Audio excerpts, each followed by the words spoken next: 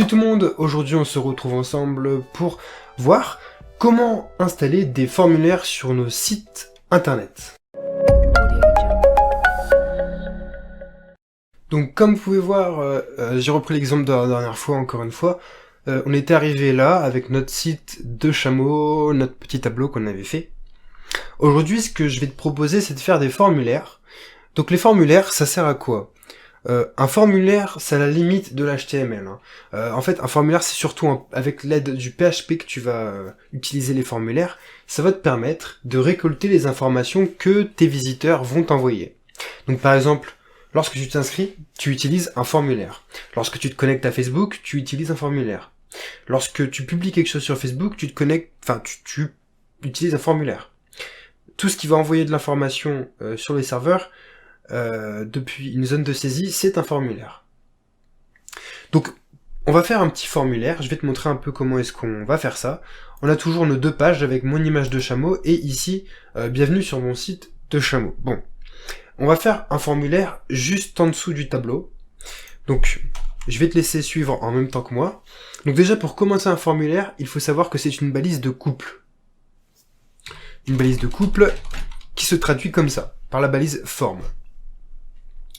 Dans cette balise de couple, si tu veux rajouter du texte, il faut utiliser un paragraphe. C'est obligé, parce qu'il faut que ton élément soit de type bloc. Alors, en soi, si tu mets pas la balise P, ça marchera quand même, mais c'est pas valide W3C. Donc bon, en règle générale, mets les paragraphes. Donc là, par exemple, on va dire mon formulaire. Si je tape mon formulaire, et que je réactualise, tu vas voir qu'ici il y a mon formulaire qui s'est affiché. Donc ça pour l'instant on va supprimer, on va pas mettre de paragraphe dans notre formulaire. La balise forme, elle possède plusieurs attributs. Nous on va en voir deux. Le premier attribut, il s'appelle méthode. Et on va mettre entre guillemets les valeurs que va prendre notre méthode. Donc en fait la méthode, ça va permettre de spécifier au navigateur comment est-ce qu'on veut que l'information soit traitée, comment est-ce qu'on veut qu'elle soit envoyée sur le serveur ou sur le navigateur ou sur la page de destination. Pour faire simple, il existe deux méthodes. La méthode get et la méthode post. La méthode get, ça va envoyer les informations dans l'adresse URL. On verra après un exemple, ne t'inquiète pas. Et la méthode post, ça va cacher les informations, mais ça va quand même les envoyer à la page suivante. Donc il y a des inconvénients, il y a des avantages pour les deux, je te laisserai voir.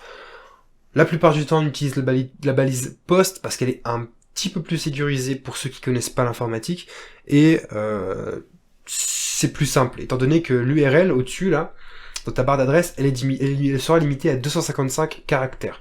Donc c'est une grosse limite, mais autant le savoir. Donc nous, par défaut, on va mettre post, mais on verra ensemble la méthode get, ne t'en fais pas. Ensuite, je définis un deuxième et dernier attribut qui s'appelle action. Action prend en paramètre la page, ou l'adresse de destination, qui va traiter les informations que tu vas envoyer. Donc nous, on veut que ce soit notre deuxième page. En fait, je vous explique ce qu'on va faire. On va entrer notre nom dans le formulaire, et sur la page mon super lien génial, ici, on va nous dire bonjour avec notre nom. Tout simplement. Donc nous on va mettre second.html.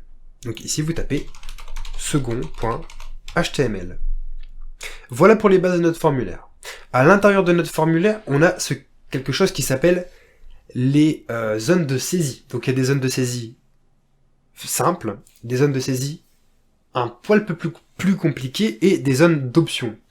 Donc, dans les zones de saisie normales, déjà, sache que pour entrer une information comme du texte, etc., on utilise la balise input. C'est une balise solitaire. Donc, c'est pas une balise de couple. Et t'oublieras pas ici le slash. À l'intérieur de cet input, tu vas spécifier le type de cet input. Donc, type, si tu veux mettre du texte, ce sera le type texte. Tu verras, il n'y a pas beaucoup de types, ça va aller vite. Et on va lui spécifier un nom grâce à l'attribut name. Ici, ce sera pseudo. Si je réactualise, j'ai bien mon champ qui s'affiche sur mon site internet. Donc ça permet d'afficher une zone de texte. À l'intérieur de cette zone de texte, on a bien notre type et le nom de notre zone de texte, qui nous permettra de traiter l'information plus tard. En gros, on donne un nom à cette zone de texte, et plus tard, on va récupérer ce qui aura été écrit dans cette zone de texte grâce à son nom. On peut ajouter également plusieurs options à ces inputs. On peut rajouter, par exemple, un texte de remplacement, un texte pour dire carrément à l'utilisateur ce qu'il doit écrire là-dedans. Ça s'appelle placeholder. Donc hop, placeholder, et qui prend en paramètre, par exemple, entrer un pseudo. Si je réactualise, vous voyez qu'il est écrit entrer un pseudo, et que lorsque je commence à écrire, il s'en va. Donc c'est une zone d'information qui est plutôt utile. C'est assez bien répandu. Avant, c'était pas très utilisé parce que notamment avec Internet Explorer, ça prenait pas en compte les placeholders, fallait jouer avec du JavaScript, c'était assez compliqué. Mais maintenant il y a ça, donc c'est vrai que c'est plutôt souvent utilisé. On peut également définir encore un autre attribut qui s'appellera maxLength, et maxLength, pour ceux qui connaissent bien l'anglais, vous avez repéré, c'est maximum de caractères. Donc si je mets, admettons 5, que je réactualise, je ne pourrai pas écrire par exemple un grand nom du style, je ne sais pas, Facebook. Vous voyez que, là je peux vous assurer que j'appuie sur le clavier, mais il m'arrête à 5 caractères. Alors ça, c'est pas une méthode de vérification géniale parce qu'on peut vite contourner ce problème. Si je fais inspecter l'élément et que ici, l'utilisateur, il sait manier l'informatique, il met 500, hop, et là, s'il veut, il peut entrer Facebook. Donc ça, on va voir, c'est surtout du côté PHP qu'il faudra faire ça. Il faudra gérer les traitements, ce sera dans une prochaine formation. En tout cas, là, on va retirer le maxLength 5, parce que nous, on veut pas de limite. Pour l'instant, ça ne nous servira à rien dans notre cours. Donc, vous avez l'attribut placeholder, qui permet d'entrer un texte fictif. Vous avez l'attribut maxLength, qui permet d'entrer un nombre de caractères à ne pas dépasser. Et vous avez également la propriété size, qui va définir la taille en largeur de votre input.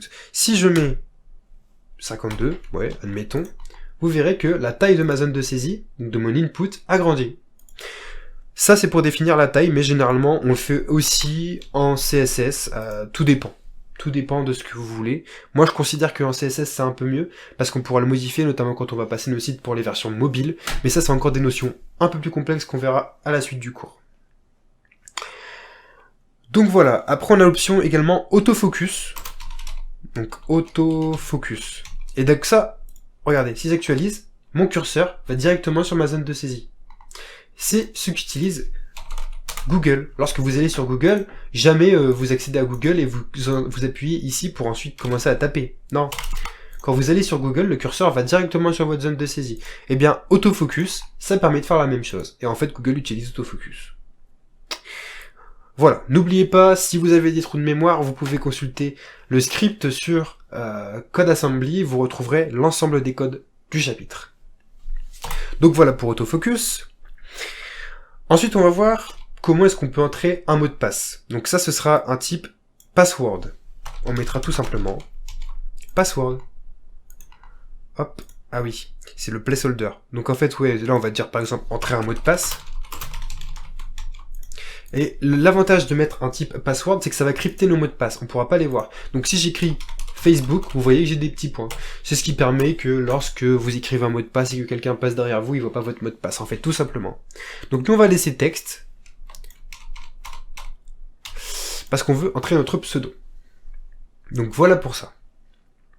Ensuite, les text areas, donc les zones de commentaires. Donc si vous voulez écrire un grand texte, vous voyez ici, vous pouvez appuyer sur la touche entrée. Là c'est normal, ça redirige ici parce qu'on a mis comme action égale second.html. Donc notre fichier de destination est ici. Mais ça marchera pas comme ça. Là ici, si on entre et qu'on appuie sur entrée, ça nous fera pas de saut à la ligne. Pour ça on utilise la propriété text area. C'est une balise de couple, contrairement à la balise input. Donc j'écris text area.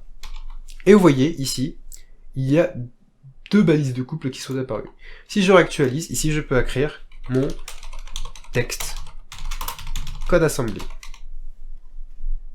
tout simplement.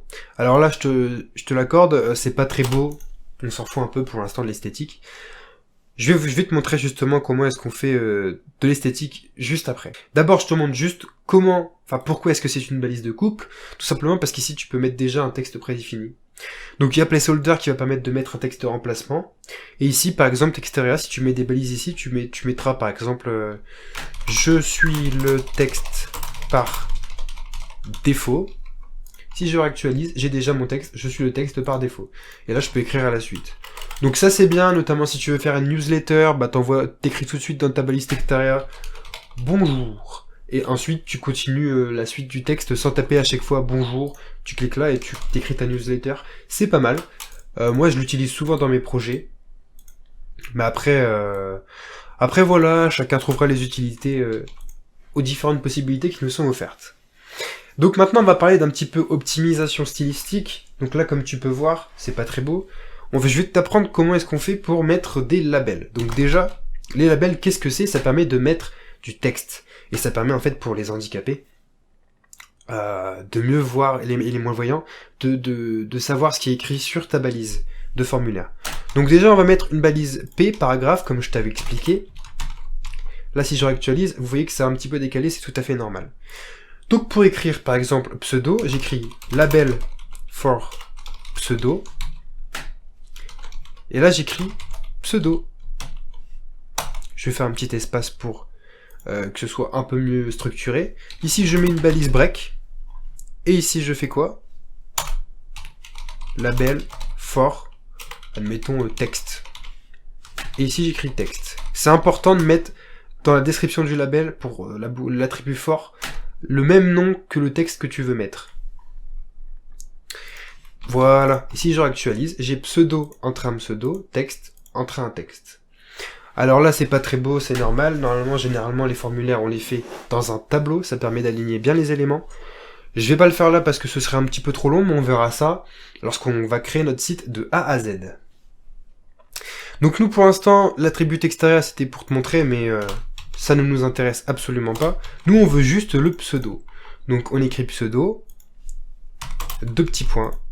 Voilà. Là, on entrera notre pseudo. Il faut savoir aussi qu'il existe plusieurs types autres que texte et password pour les inputs. Si tu veux, il existe plein d'options, comme email. Tu vas me dire, c'est bizarre. Si je réactualise et que j'écris, ça ne change strictement rien.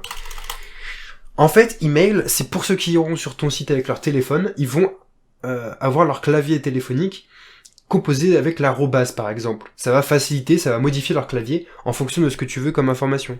Donc t'as email, t'as URL pour entrer des URL, t'as tel qui va changer le clavier pour mettre des numéros, t'as number qui va simplement, là on peut le voir par exemple, si je réactualise, hop, ici tu vois t'as un petit curseur qui est affiché, ça te permet de mettre des numéros et tu peux pas entrer de texte.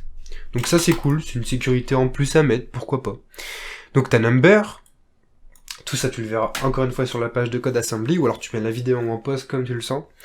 T'as range, donc range ça c'est avec un curseur, ici en fait ça donnerait une valeur selon que tu places ton curseur quelque part. Ça c'est un petit peu plus compliqué, ça m'étonnerait que tu l'utilises tout de suite. Ensuite t'as color, donc ça c'est très intéressant.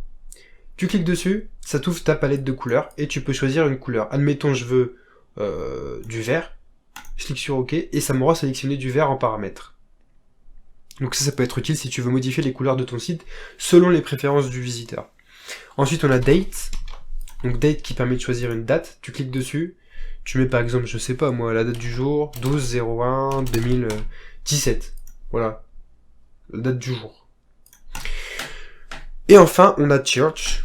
Donc Church, en fait, ça va être compris comme ton navigateur comme étant un moteur de recherche, et donc il va styliser, pour certains navigateurs, ça dépend, notamment sur mobile, surtout sur mobile, ça va, pourquoi pas mettre une petite loupe à côté, ou des choses comme ça, mais l'attribut cherche est pas beaucoup utilisé, parce que généralement on préfère faire tout ça en CSS. Donc nous on va rester sur notre type égal texte, voilà. Et on va, donc ça fait déjà 15 minutes qu'on est ensemble, donc je vais essayer de me dépêcher un tout petit peu. On va voir les options que nous offrent les formulaires. Donc ici, je vais mettre un petit break. Comme ça, on va pouvoir voir un petit peu mieux les options qui s'offrent à nous. Donc déjà, on a les checkbox. Donc input, on met type égale checkbox. On va mettre un nom, par exemple, type. Ouais, c'est très bien. Type. Hop. Et on va mettre value égale, là, faut préciser une valeur à ta checkbox. On va mettre, par exemple, chameau. Si je réactualise, ici, il y a une checkbox qui est apparue, que je peux cocher et décocher. C'est important, par contre, de mettre à côté de votre checkbox ce que vous voulez, ce que vous avez mis en valeur, sinon l'utilisateur ne verra pas à quoi correspond le champ qu'il a copié, sur lequel il a cliqué. Donc là, on va mettre chameau et on va mettre, admettons, input type égale, encore une fois, checkbox, name égale type, value égale chameau. On va pas mettre chameau, on va mettre dromadaire du coup. Hop. Dromadaire. Hop là, voilà. Si je réactualise, j'ai bien chameau et dromadaire. Tu vois que je peux cocher les deux options. Sauf que moi, si j'ai envie de demander à mes visiteurs pour quelle race ils préfèrent, il y a des petits malins qui vont cliquer sur chameau et dromadaire. Moi, je veux qu'ils en sélectionnent qu'une seule. Comment est-ce que je pourrais faire? Eh bien, tout simplement en utilisant une autre propriété, un autre type d'input qui s'appelle radio. Donc là, je fais input type, hop, radio.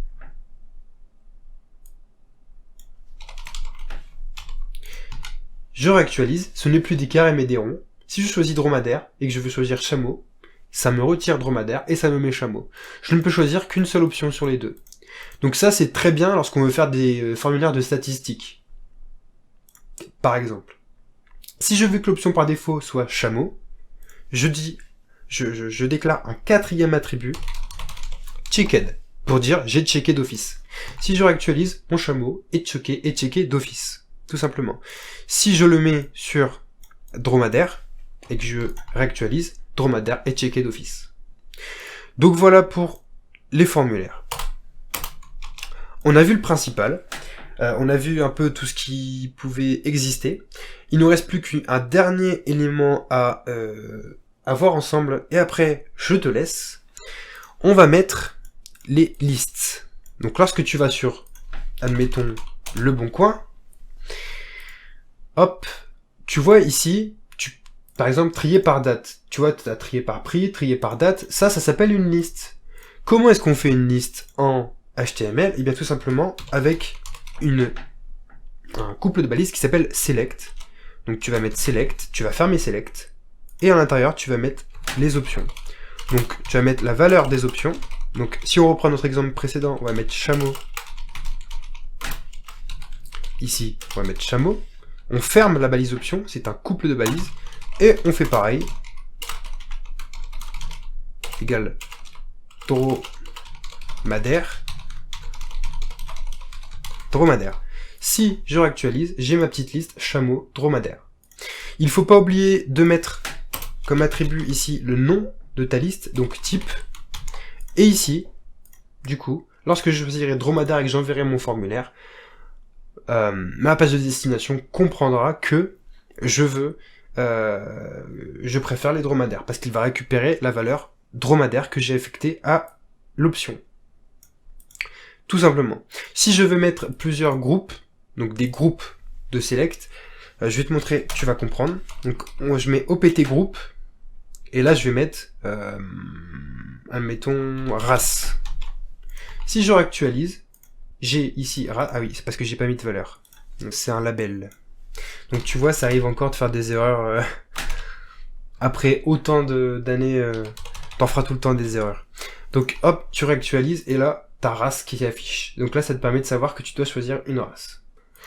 Voilà pour les éléments de notre formulaire. On a vu absolument tous les types qui existaient pour les formulaires. On a vu les zones de saisie. Désolé pour la petite sonnerie. On a vu les zones de saisie basiques, on a vu les zones de saisie un peu plus complexes, et on a vu les options. On a vu tous les types qui pouvaient exister. Et maintenant, je te propose de passer au prochain chapitre de cette formation. Tu vas voir, on va s'amuser, ça va être la vidéo et l'audio. Ça va vraiment être quelque chose de très important. À tout de suite.